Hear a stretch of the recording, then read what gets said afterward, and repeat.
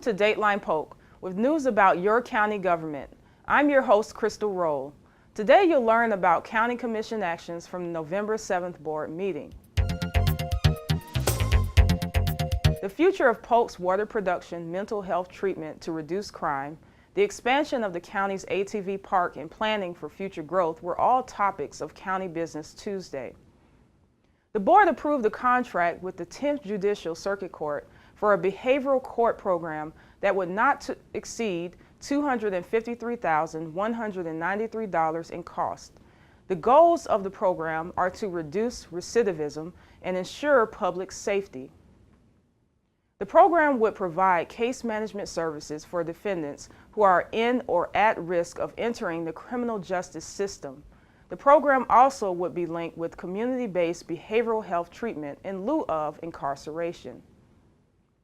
The creation of Polk Central Regional Water Production Facility moved one step forward Tuesday with the board's approval of an addendum to the Construction Manager at-Risk Agreement with Wharton Smith Incorporated. That approval authorizes the county to spend up to nearly $23 million for the construction of the water treatment facility to produce 4 million gallons a day. The project is expected to last about 2 years.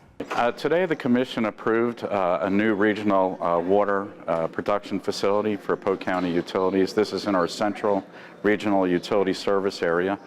This new facility will serve customers in the Janville area, the Gordonville area, Spirit Lake Road, and also the Thornhill Road areas of our central region.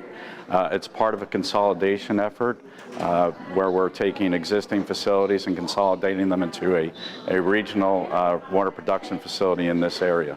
Construction will start over the next few weeks, and we anticipate completing the project in the fall of 2019. An infrastructure agreement with Applied Building Development Company, Oak Hills Incorporated, for a reclaimed water pipeline to irrigate the Providence Golf and Country Club was approved at a cost not to exceed about $186,000. In the agreement, the county will design, permit, and construct the pipeline to deliver reclaimed water to a storage pond on the property. By delivering about 12 million gallons of reclaimed water a month, the county can reduce the impact on groundwater use for golf course irrigation. A utility infrastructure agreement with Campfire Property LLC was approved by the board Tuesday. The agreement, which is not to exceed about $476,404 in cost, will upsize and extend a potable water main and upsize a reclaimed water main for the Campfire Resort, which has 61 recreational vehicle campsites. The board approved the revisions and updates to the collective bargaining agreement between the county and the Federation of Public Employees. The agreement, which provides a 3.5% pay increase for some employees, covers 427 positions. A $210,000 one-time transfer from the General Reserve Fund for legal contingencies in last year's budget was approved by the board. A settlement agreement with Republic Services was postponed Tuesday. In other news, Nick and Mo's Citgo and Kathleen was recognized as a Polk County Company of Excellence. So today we received the Business Award recognition from Polk County, it is an absolute great honor and privilege to be here today. We got recognized to receive the Business of Excellence in Polk County 2017. It is an absolute honor. And on behalf of the entire staff and Nick and Mose, along with myself, we thank the county commissioners and every person who's been involved, including PGTV. You guys did a really good job producing the video for receiving this incredible recognition award. So Nick and Mose, we capitalized mainly on a lot of great offerings from selling dry cleans, Citgo fuel, diesel, off-road diesel, ethanol-free, off-road diesel as well too. Really good, delicious, toasty Quiznos sandwiches, along with homemade pizzas, great variety of deep-fried chicken. But the fact of the matter is, I mean, we don't really have anything proprietary about what we do. The unique thing about Nicomo's, and I say it with all full pride and humility, that is our involvement in the community. We've always been about giving back to the community, and that's what really makes us unique. And obviously, we have an incredible staff in place. If it wasn't for them, we won't be in here today. Everybody does an incredible job, and we work as a team. So we're constantly involved in the community, from local schools, charities, nonprofit organizations, local and national. So we're heavily involved, and proud to say that. So we've always been about giving back. Stacy Campbell Dominic, President and CEO of Polk County Workforce Development, and David Sorg, who is the board's chair, presented their semi-annual report to the board. And we presented our semi-annual report to the Board of County Commissioners this morning. Some of the highlights of that report was giving an update on our annual meeting we held recently in October on Polk's Got Talent, where we conveyed the need for employers to look at other ways to employ the talented people of Polk County, because right now we're at 4% unemployment, and there's other ways that we can actually look at developing our workforce and focusing on a targeted group of individuals that are really seeking work. In addition, we did receive $125,000 from the Hurricane Irma recovery efforts, and we helped employ the Food for Family program with the Department of Children and Families to help the represented people of Polk County as well. Rochelle Coleman-Seltzer and David Anderson were reappointed to the Polk County Lakes Access Advisory Committee for 3-year terms that end in November 2020. Edelweiss C. Eddie Fernandez, appointed to the Citizens Healthcare Oversight Committee, representing the health insurance industry for a 4-year term that ends in September 2021. In public hearings, during the afternoon session, the board held several public hearings on a variety of items.